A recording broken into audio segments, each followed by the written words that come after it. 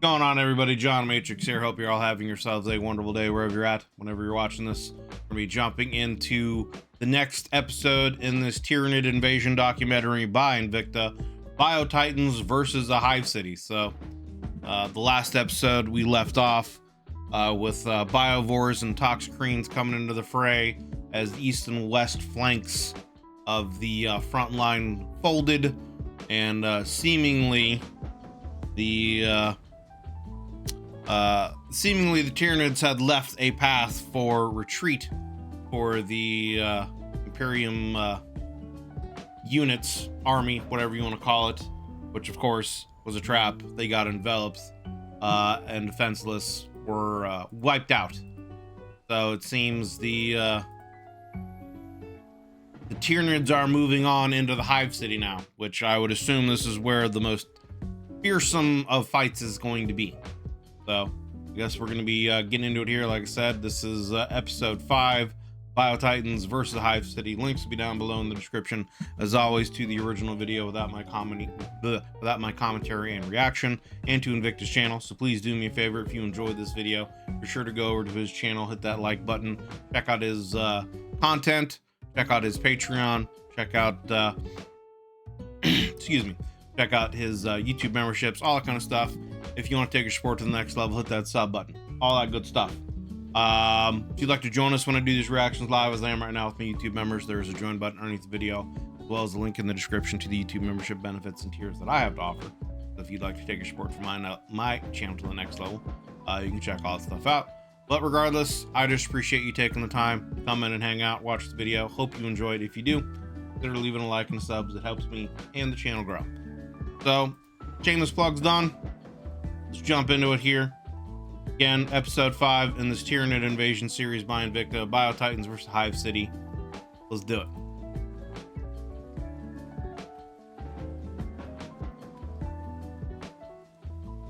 What does it take to bring down a Sounds good, Lyrical. city? For the Tyranids, the answer is always... Oh, you know what? I did not turn on... Well, I did turn on the monitor, but it didn't show up. So let's restart the video here. My bad. There we go. What does it take to bring down a hive city? OBS For trolling the me. Tyranids, the answer is always more biomass. Okay, with the Godzilla roar here. In the context of a planetary invasion, this is nothing new. Progress has always been achieved through the expenditure of enough biomass to drown the entire place in blood. Just overwhelming numbers. I don't know if it's just me, right? Because, like, whenever we get into this series, this is just a side tangent real quick, it makes me want to play StarCraft 2. It makes me want to get on with the Zerg and just, you know, get into some multiplayer games and, you know, just play some Zerg. I don't know. Makes you think of StarCraft 2. But the Hive Mind is no dumb brute. I mean, you know, there are rumors that Creative Assembly, the guys that have made the Total War Warhammer games, there's rumors that they're working on a 40K Total War game. So we obviously the Tyranids are going to be in there if that's the case. I mean, you would think so, right? So we'll see if that's going to be a thing. Anyway, let's continue. It knows well the balance sheet of such attritional warfare and is capable of leveraging evolutionary adaptation to ensure the right tool is being used in the right place at the right time to tip the odds in its favor. Thus, as the Imperial defenders have been forced back to make a final stand atop their Hive City, the Tyranids must prepare to face a new set of challenges. Massive walls, huge weapon batteries, and void shields all make a direct assault suicidal. I mean, not to mention, right, like, there's,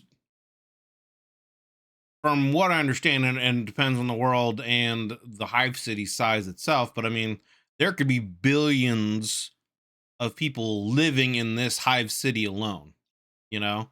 Granted, you know, Tyranids are able to just absorb the biomass of, you know, anything they kill, and, you know, make numbers equivalent. So, but still, they take too much loss and they lose too much biomass, they won't be able to recover that. But I mean, still, it's just, that's a lot.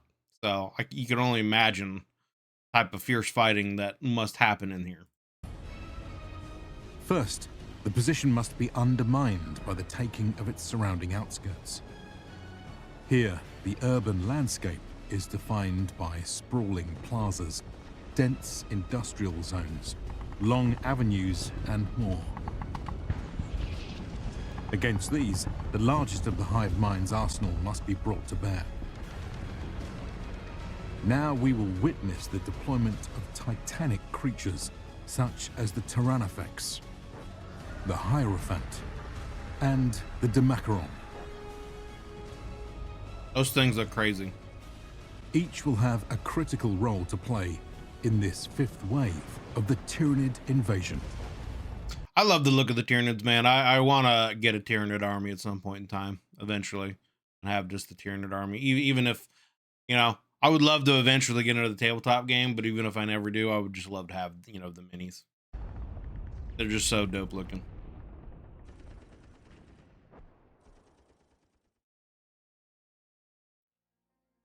So I hope you guys really enjoyed. All right, as usual, we're going to skip ahead, but please, please, please do me a favor. Click the links down below, go to his channel, check out his content, check out his Patreon, check out any kind of membership stuff he's got going on, and give the man some support. His videos are S tier, top notch. He definitely deserves the support. So please go over there and check out his stuff, any kind of sponsorships he's got going on, etc. If you want to take your support for his channel to the next level. Hardly more than a week has passed since the first wave of Tyranid assault bioforms began to rain down upon a fringe Imperial world. Thus far, the tide of horrors has engulfed all in its path. From remote outposts to entrenched battle lines and toxic wastelands. None have proven more than a road bump to the swarm. Even sure, they really haven't been able to do much. Arsenals has done little to abate their advance.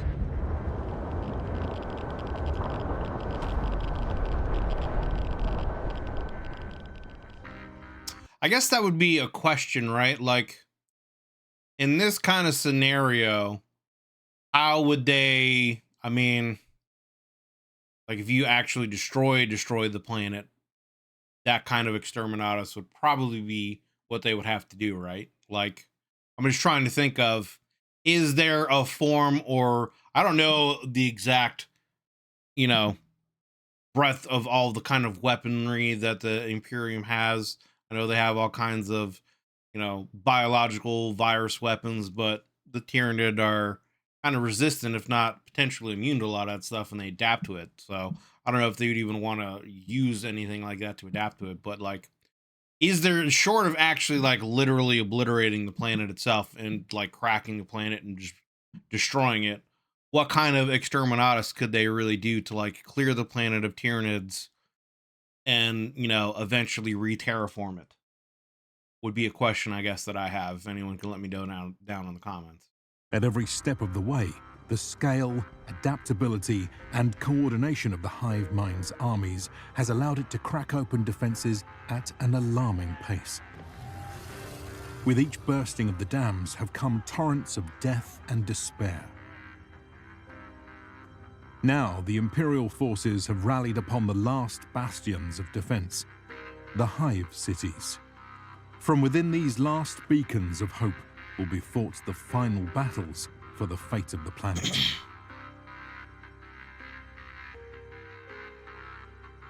Capturing the global scale of this climactic chapter of the invasion will be impossible. Instead, we shall have to restrict our focus to the area of operations around one particular location. The young Hive City, Penitent Spire. Interesting they say it's a young Hive City. I wonder if that like has any kind of significance, right? If that means like numbers wise, how many people live there, etc., how large it is.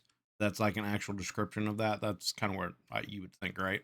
Here we see the central sector of this Imperial territory has been engulfed on all sides, with only a few pockets of resistance yet standing amidst a flood of encroaching bioforms.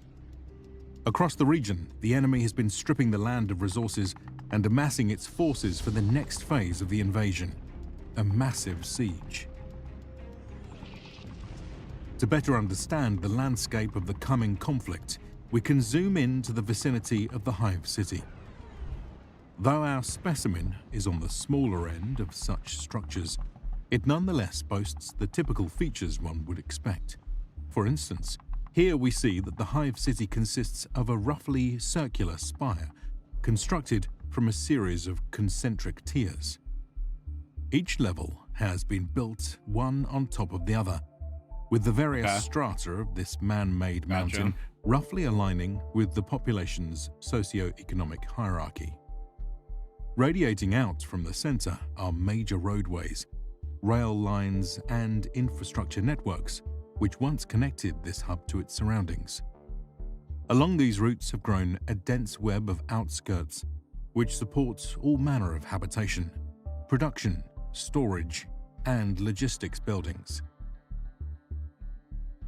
In terms of defense, the sheer scale of this urban center makes it a formidable target. Right. The outskirts are a vast urban jungle featuring dispersed garrisons, artillery positions, and anti-air platforms meant to keep the enemy at bay.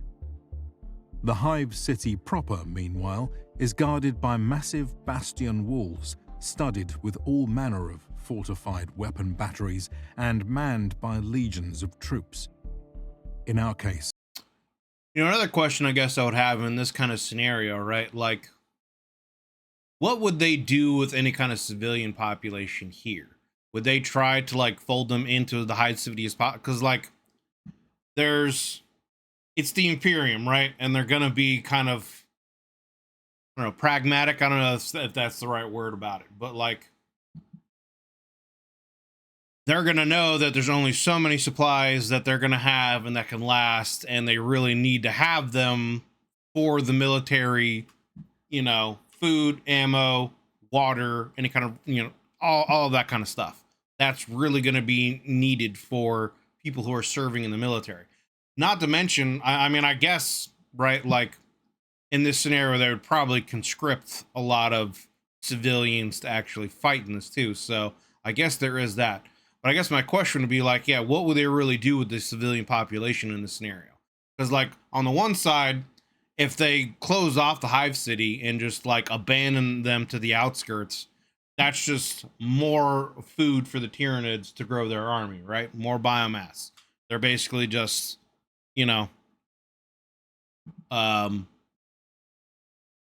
sacrificing all of those people and essentially giving the Tyranid more fuel for their army. So would they essentially try to bring as many civilians into the Hive City proper as they can? But then what are they going to do with that extra, populace as far as resources go? You know what I mean? I guess the other side of that too is, corpse starch. Any civilians that die, they can just be processed. So almost kind of the same way. So I guess, yeah, let me know down in the comments what would happen in that scenario to like the normal civilians, etc.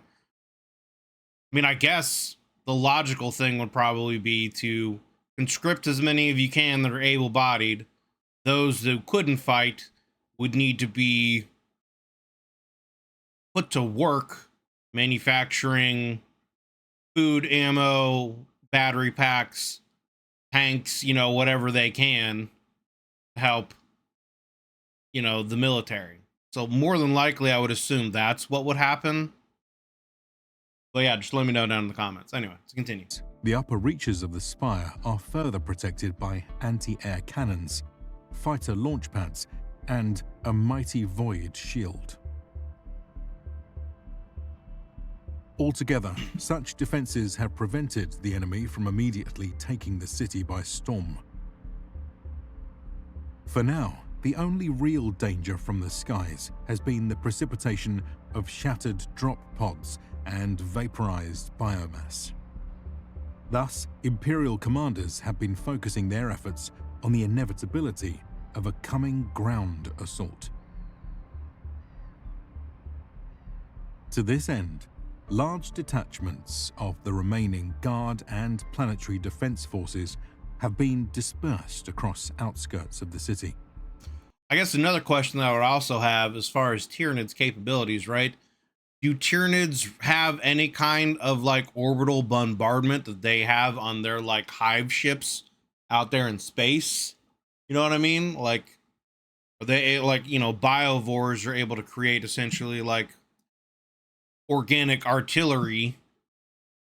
You would assume that their ships would have some kind of defensive and offensive capabilities. So in this kind of scenario, would any of the hive ships in orbit do any kind of bombardment to break down some of these walls, weaken some of these defenses for the ground and air assault? You know, that's inevitable. We can review their order of battle now. Once more, we will have to restrict our scope to an indicative slice of the battlefield. In this case, the southern quadrant of the Hive City outskirts. Here, the Imperial forces have deployed across the urban landscape, entrenching themselves across key areas of control.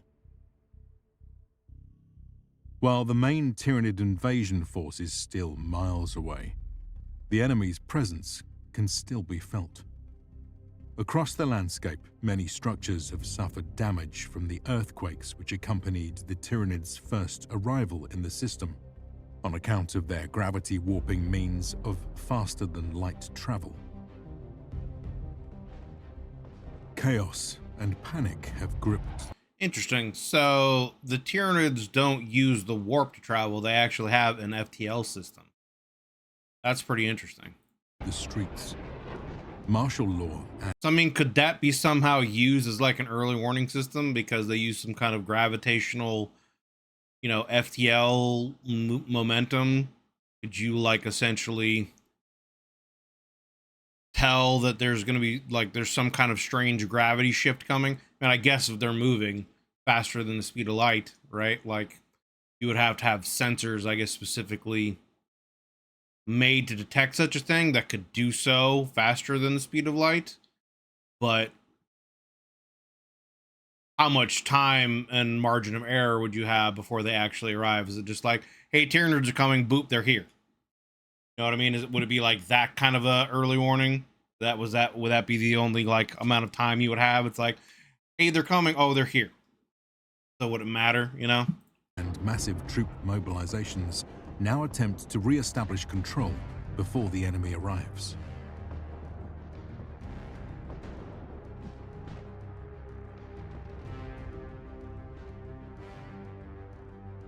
Anchoring the defenses is the headquarters group and its reserves. These have taken position around the local administrative block. Here, a pair of ancient cathedrals once served as the crowning jewels of a long Imperial parade ground. Now, however, the grand buildings have been co-opted as command centers. Within are the Colonel, his HQ staff, and many support technicians, meant to serve as the administrative brains of the regiment and its attached elements. It is they who will be coordinating the local defenses. A company of shock troops stands guard nearby, with the support of Basilisk artillery and motorized units for rapid redeployment. Meanwhile, the processional courtyard has been retrofitted to house rows of Hydra gun platforms. These provide dedicated aerial cover for the defense forces. Approaches to and from this HQ are controlled by patrols and checkpoints. Zooming back out, we can note a few other major defensive positions. To the southwest is a large plaza. During the opening stages of the invasion, it once served as a vehicle depot and emergency field hospital. Now, however, these men and material have long since been exhausted or evacuated. In their place has been installed a hastily erected line of fortifications and armored units. At the center of the plaza stands a source of supreme power and reverence, a Baneblade. Over 13 meters long and 8 meters wide, this super heavy tank boasts a turret-mounted mega battle cannon, a coaxial autocannon, a hull-mounted demolisher cannon, 3 sets of paired heavy bolters, and 2 flanking las cannon turrets.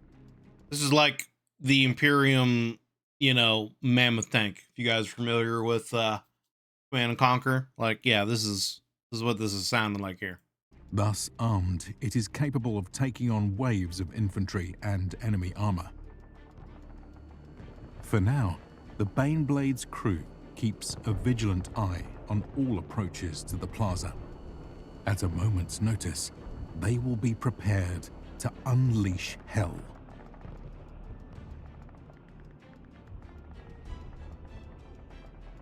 Elsewhere, the major roads have also been reinforced by minefields, barricades, and armored units. Along these arterial roads, open sightlines make for excellent killing fields for the tanks positioned along such routes.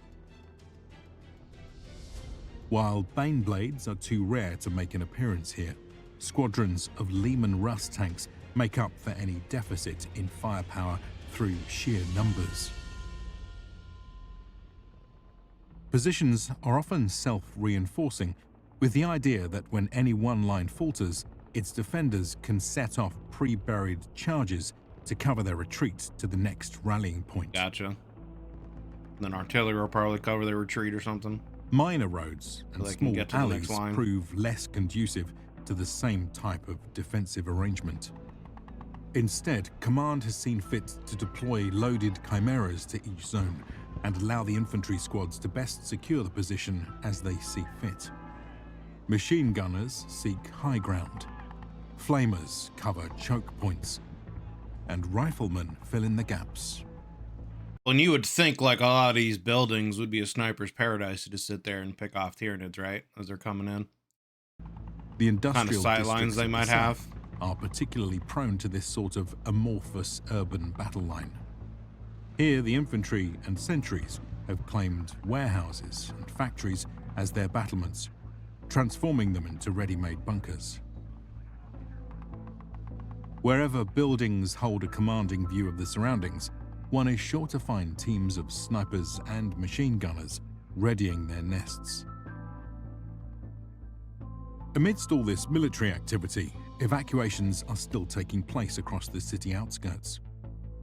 This is especially the case in the dense HAB block units of the northeast. Gotcha. Here, klaxons and automated messages have been sounding for hours, ordering all non-military personnel to follow the evacuation routes towards the Hive City. This is starting to kind of answer my question. The process is painfully slow, yeah, and troops stationed within this area must do double duty as guards and evictors.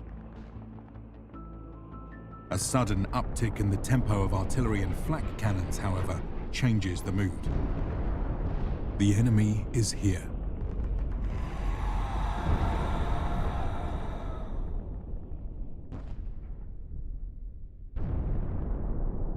To the troops on the bleeding edges of the outskirts, the danger has always been there. Since the start of the invasion, they have been in a near-constant fight against Tyranid advanced forces and emerging vanguard troops. Now, however, just as had occurred along the front lines, a sudden receding of the enemy is observed.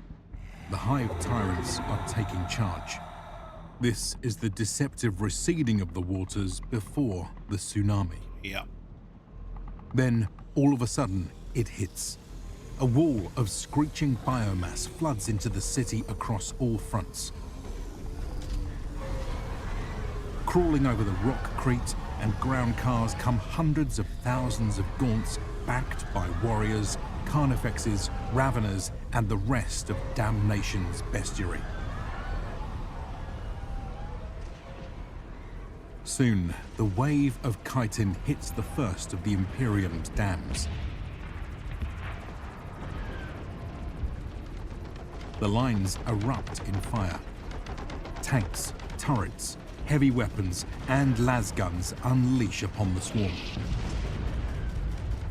The shots find their mark, but one hardly has a chance to notice as a fresh bioform takes the place of the fallen. For now, though, the rate of killing is at least the equivalent to the rate of replacement. So we're just at a stalemate here at the moment. Appears frozen in place. The line is holding, in great part thanks to the range advantage of the defenders. But the Great Devourer has an answer for that. As always. The Tyrannofex is a monstrous beast, more than double the size of a Carnifex and many times that of a Gaunt. It stands about 7 to 8 meters in height. Yum. 4 legs support this gigantic body, which is covered in dozens of layers of ablative chitinous armor. This alone turns the Tyrannofex into the equivalent of a heavy armored vehicle. Yet it is the massive biocannon fused to its body which tank transforms equivalent. this creature into the equivalent of a full-on battle tank. Yeah. The main weapon comes in several variants. Most common is the rupture cannon, a dual projectile mechanism whose first salvo launches a tick-like organism which bursts upon impact, coating its target in an oil-like substance. When the second salvo hits, the impact of its shell triggers a biochemical reaction which causes a massive implosion, powerful enough to destroy even armored vehicles. So instead of trying to penetrate the armor, they just implode it. It's interesting. Other weapons, such as the acid spray and flesh borer variants, unleash their own special hell upon light vehicles and infantry targets. Yeah, it's something that I've really enjoyed going through the series, is not only the descriptions of the different Tyranids themselves, but also their weaponry and what they do. I've really been like enjoying that. It's a nice added touch to these videos. All in all, it is a slow-moving but heavy-hitting support piece, which follows close behind frontline forces. Unfortunately for the Imperial defenders, the Tyrannofexes have now lumbered into position. The first to face this new threat is the 18th Tank Squadron, stationed at the intersection of 2 major avenues. Thus far, they have maintained a lock on the position, bullying the waves of minor bioforms that have attempted to breach the position. However, it is now that one of the tank observers spots a new silhouette at the far end of his firing line. A pair of Tyrannofexes has rounded the corner. Under normal circumstances, the extreme distance would be to the defender's advantage. But the massive bioweapons of the Tyrannofex are in a class of their own. The creature takes aim. 2 successive shots of the rupture cannon are unleashed. These fly across the battlefield. In a 1-2 punch, the lead tank goes up in flames. That's crazy. The tanks switch on to these high-priority targets with counter-battery fire. However, the Tyrannofexes are extremely robust. Even if their armor is penetrated, it has been reported that decapitated beasts can continue fighting on as their weapon symbiotes take over control of them. Weapon symbiotes take over control of their body. That's crazy, man. Like, how are you supposed to kill that stuff? But I mean, not only that, he also mentioned that, you know, they're seeing them at like about the maximum range. So that also begs the question, right? Like, at the range that the Tyrannofexes or whatever are able to attack these, can these tanks actually, do they have the power and range to actually be able to do anything against them? Main body. In this fight, the Tyrannofex has the advantage. Right, because they can just outrange them, it shots seems. pummels the Lehman Russ vehicles, whose crews and mechanisms have no such operational redundancy. With the tanks destroyed, the line falls, and the swarm now moves on to the next major choke point. But while the Tyrannofex may prove capable of leveling the playing field in long-range firefights, it proves far less impactful in the tight confines of small streets. Right. But once more, Tyranid evolution proves adaptable to such a problem. A close relative of the Tyrannofex is the Tervagan. Its frame is defined by the... What is that? It's got a little passenger in there, dude. That's so fucking cool looking. The Tyranid units are dope looking, I'm not gonna lie. A lot of these things are sick looking, man. Same formidable torso and powerful legs. However, in place of its brethren's bioweapon comes a pair of forelimbs capable of slicing through infantry and tearing open armor. Thus, it is capable of charging into close combat in the manner of a Carnifex. But where it differs in role is that the Tervagan is more akin to an armored personnel carrier. That's what it sounds Within like. its central carapace is an incubator capable of spawning dormant broods of termites. Really? That's kind of crazy, man. So it's like a mobile spawning base where it can just spawn out little termagants or whatever, while also being a close range, combatant, if need be. In most cases, such birthing sacks will be used as a form of forward troop deployment system, right, just behind the front lines. However, they can also be used to directly insert troops into the thick of combat or into breaches in fortifications. That's crazy. Within the context of our ongoing assault, the Tervagans can be seen moving forward in the wake of the Tyrannofexes. From here, they will either support the main advance or peel off to overrun the minor routes which crisscross the city outskirts. When a defended structure is reached, the armor of the Tervagans allows them to make an approach while shrugging off most small arms fire. At this point, termagants can safely be unleashed to charge through the smaller entrances of the building. If access still proves difficult, the Tervagan can literally breach and clear its target by tearing down obstacles which stand in the way. That's a hell of an armored personnel carrier. This method of assault proves vital to the Tyranid offensive within the industrial district. Here, the killing fields between fortified factories have thus far proven difficult to overcome.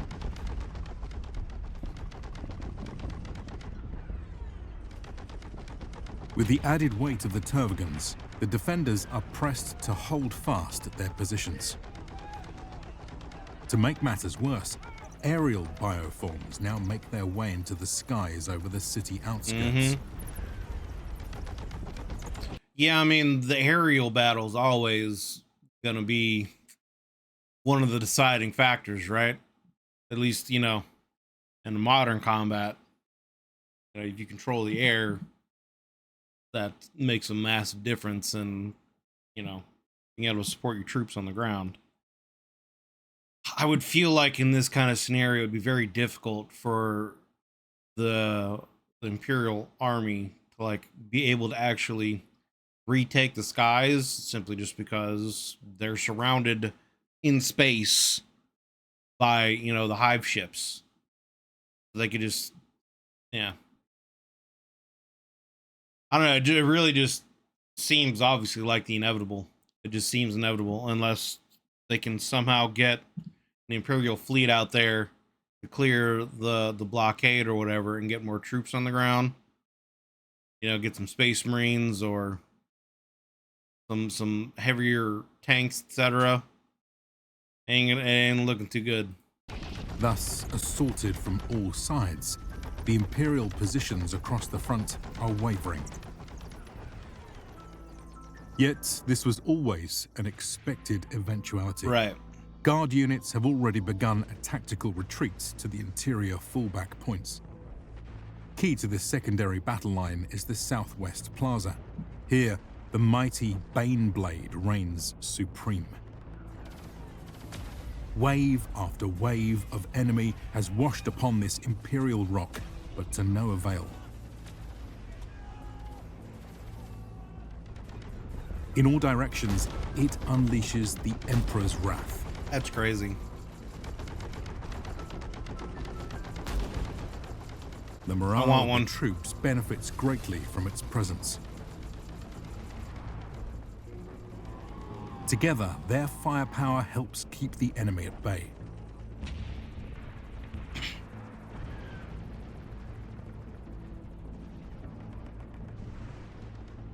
Eventually, the enemy's tanks, the Tyrannofexes, attempt to bring their own firepower to bear. However, observation networks are quick to relay the enemy's position to the Baneblade. In short order, its crew wheels the main turret about. With ease, the main battle cannon dispatches any Tyrannofex which enters the battlefield. This tank beats everything. Except... For now, the constant thudding of flak cannons, the chatter of bolters, and the crackle of lasguns is proof that humanity stands a fighting chance. It is at this point that the Hive Mind will be forced to deploy its most formidable of weapons, the biotitans.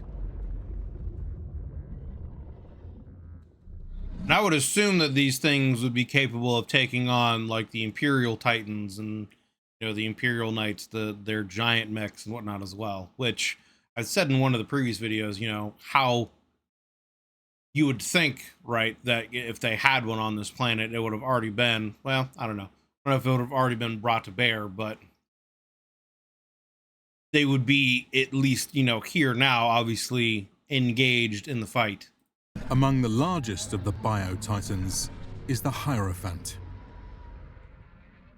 This creature is simply gargantuan, dwarfing even a Tyrannofex. The Hierophant's long legs suspend like the its Godzilla body roar they at a got going height on here. of around 15 meters when walking, and even higher when perched. From this vantage point, it towers over the battlefield, wielding a pair of enormous bio-cannons. Each gun symbiote is as large as a Tyranid warrior. They are triggered by a massive electrochemical shock that spews forth a hail of highly venomous and corrosive organisms, which erupt in a raid of bioacid and poison capable of melting through nearly any material in a matter of seconds. At close range, the Hierophant relies on jaws, claws, and a spiked tail as secondary weapons. For defense, it relies on thick, armored plates of chitin. Under the more vulnerable belly, spiny tendrils may be extended to lash out at the enemies which stray too close. Things are Other crazy. deterrents include poisonous sacs, which can be triggered to excrete lethal clouds of gas. Like a walking massive, you know, weapon of mass destruction. Some of the more powerful Hierophant species are even reported to be able to wield their psychic abilities to produce a warp shield and more rapidly Wow. regrow damaged tissue. All this makes for a devastatingly powerful creature, No whose kidding. presence on the battlefield is made all the more terrifying by the fact that they are often deployed in broods of 3 or more creatures. I want them. Just as the Tyranid assault forces have seemingly reached a high watermark in their penetration of the Hive City outskirts, the Hierophants will make their arrival. Upon great spindly legs, they now clamber over the mounds of rockcrete which once made up this metropolis. Well, I mean, right, they're deploying 3 of them, and so far I've only seen one of those massive Beyblade tanks, so 3 versus 1, you know? A chilling roar hearkens their arrival.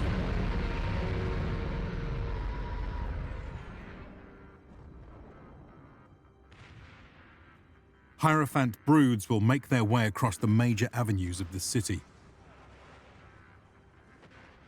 As they advance, their scale is made clear in the backdrop of ruined ground cars and shattered buildings.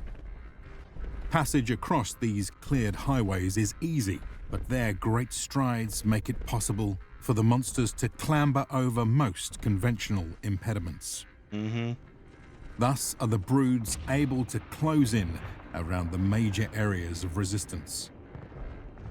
Along the way, they will be accompanied by swarms of gargoyles and harpies who provide aerial support while in transit. Smart.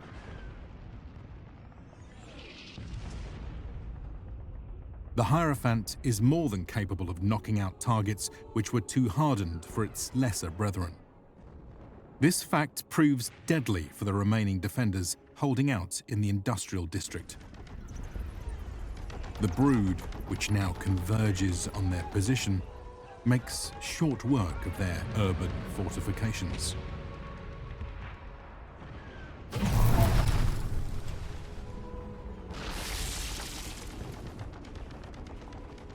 Elsewhere, the Hierophants apply great pressure on the Imperial lines, either breaking through themselves terrifying or drawing sight, enough man. attention to allow the rest of the swarm to close in for the kill.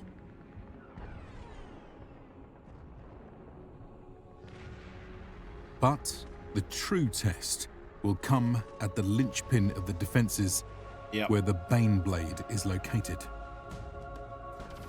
Here, the defenders have continued to hold out. I don't know enough, about who would win. I would assume that maybe in a one-on-one scenario, the tank could come out just because of the firepower.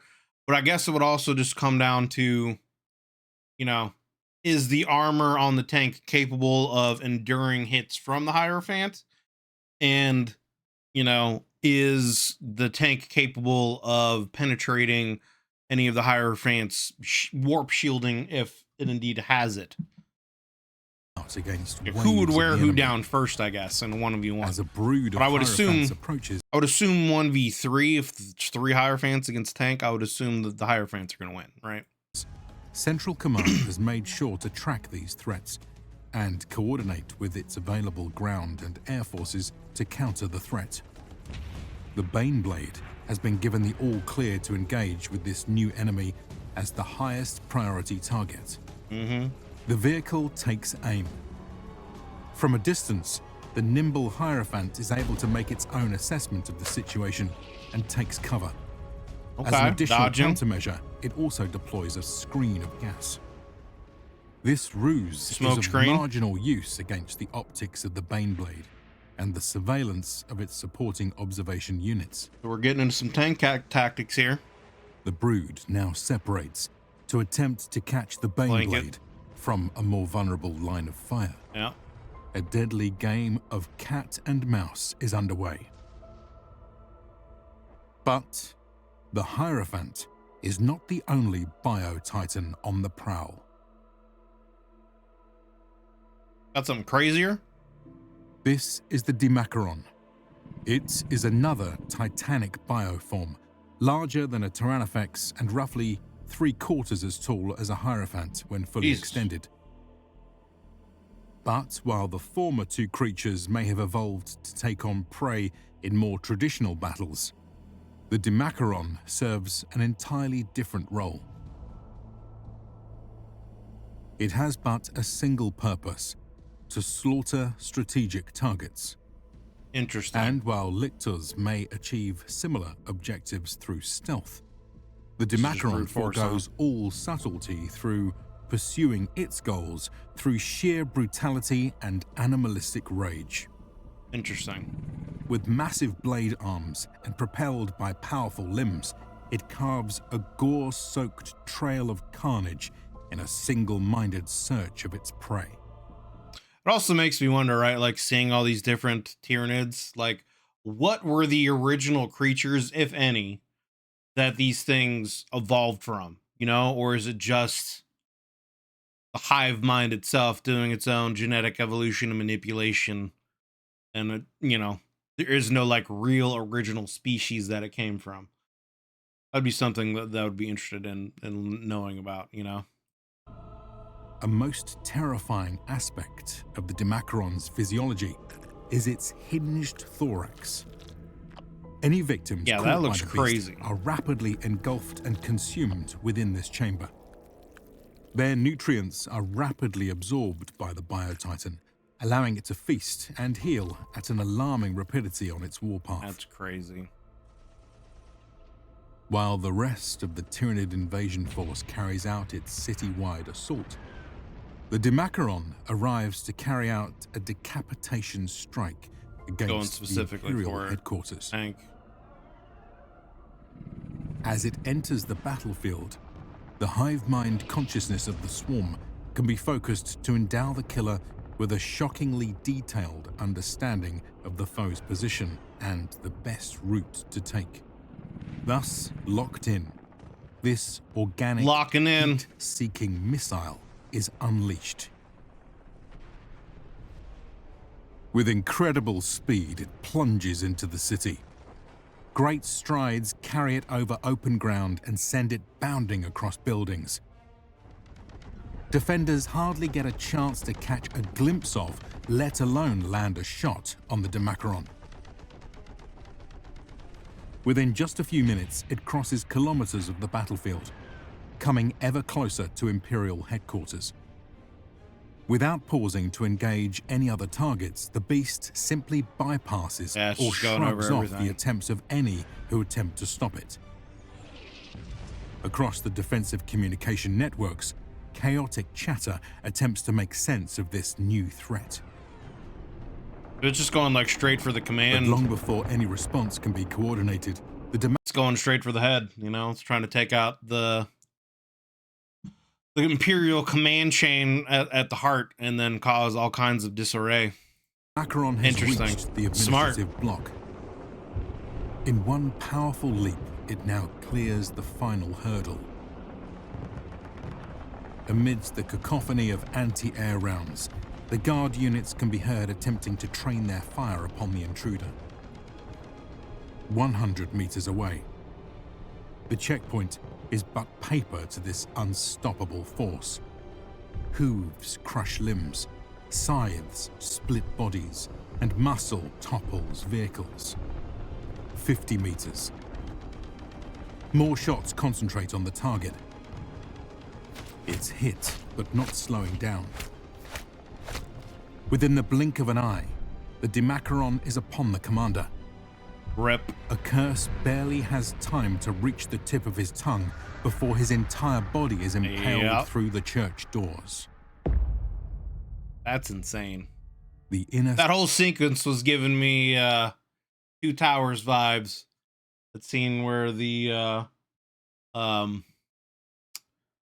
Urukai is charging at the wall, sacrifice himself to set off the charges. That whole scene of this going through there just giving me those vibes. That's nuts, man. sanctum is now breached. The rest of the command staff are but sheep to the slaughter. Yeah.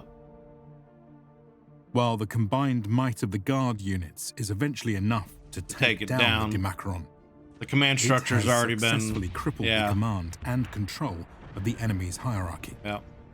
This moment of paralysis ripples across the battlefield. Yeah.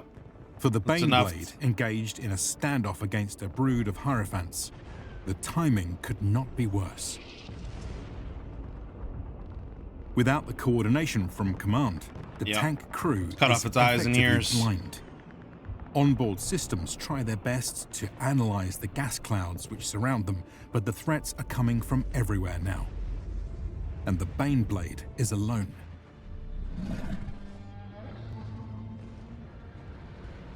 At long last, the hunter has its prey. Damn. The loss of command, coupled with the fall of the Baneblade, is enough to strategically and psychologically break the Imperial Guard. Yep. The regiment of the southern outskirts has fallen. The Hive Mind now overruns the position. So now we're going to be getting into All Hive City in their proper. path is consumed. and the last buffer between the Tyranids and the Hive City walls evaporates.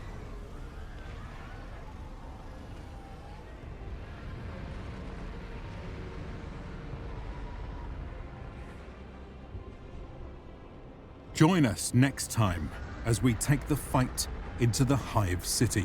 Yep.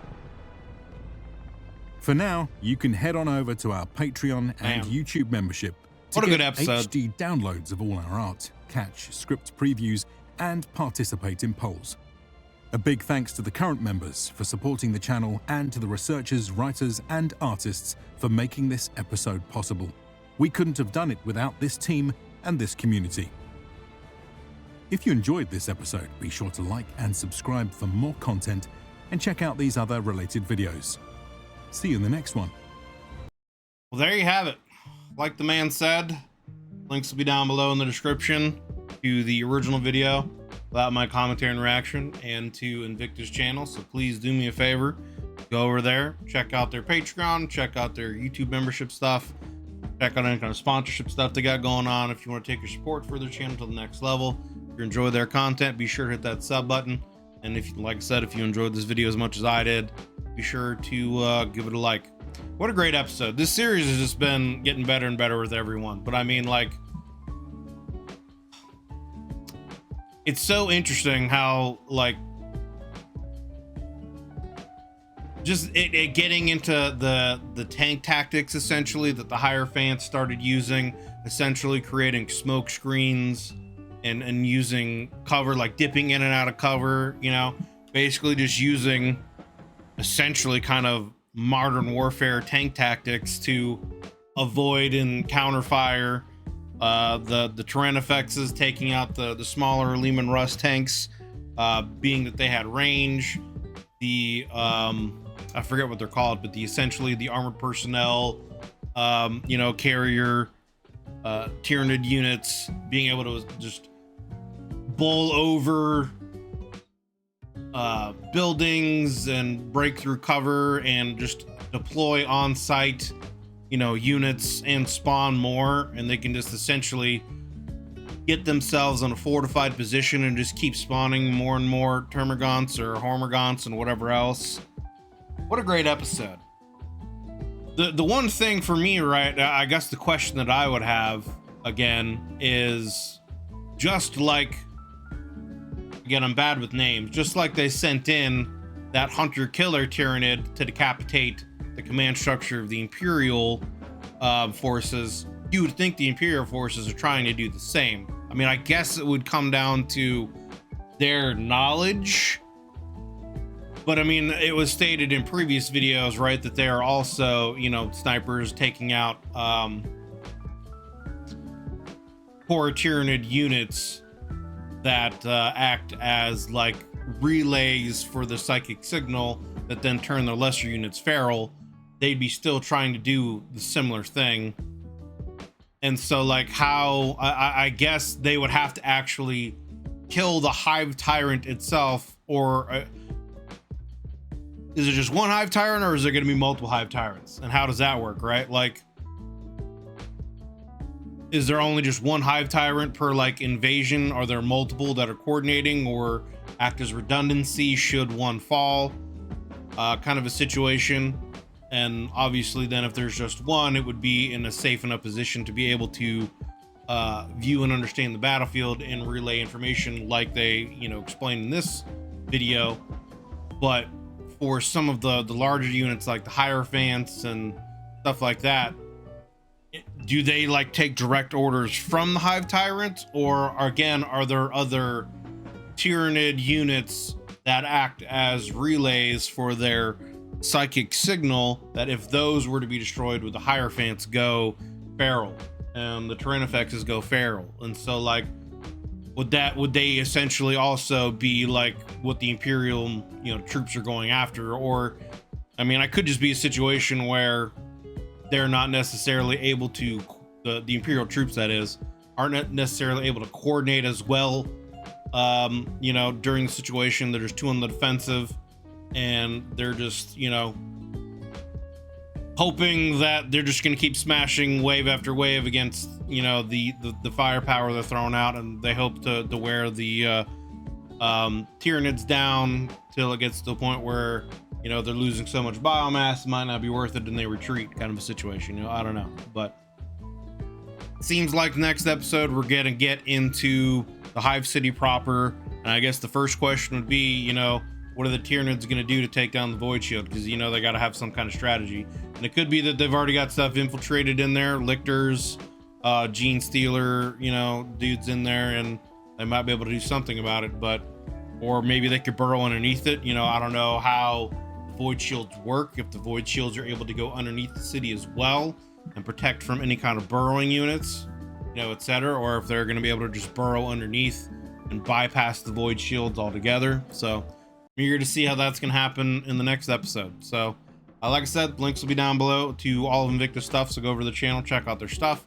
Thank you guys for watching. If you enjoyed this video of mine with my commentary and reaction, consider leaving a like and a sub, as it helps me and the channel grow, and it lets the YouTube algorithm gods know that you enjoy this kind of content and you want to see some more. You know, if you'd like to take your support from my channel to the next level, there is a join button underneath the video, as well as a link in the description to the YouTube membership benefits and tiers that I have to offer. You can take a look at that kind of stuff. I've got a lot of reactions to other 40K videos, so if you're interested in checking any of that stuff out, there's always a link down in the description and in the comments to my 40K reactions playlist, so you can check that out if you'd like to look at some more of my videos. So thank you guys for watching. Hope you're having yourselves a wonderful day. See you on the next one.